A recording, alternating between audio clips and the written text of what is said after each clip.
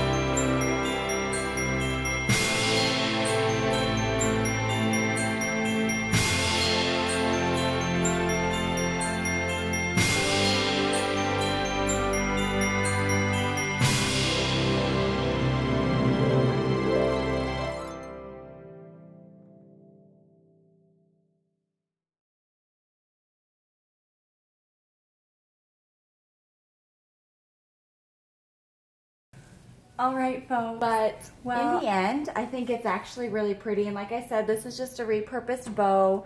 So probably not one that I would have normally picked for this. But it ended up turning out really good, I think. Very simple, and you could really, make this fancy. You could use lots of ornaments. You could put in berries, any kind of bow, or any, you could put like a nutcracker here or an angel. There's so many different things that you could do, to get a different look, depending on what you're looking for. Anyways, like I said, this was $6 from the Dollar Tree. Super simple, and I think it's cute and it's different. But yeah, okay, thank you guys again so much for tuning in, and we'll see you in the next video. Bye.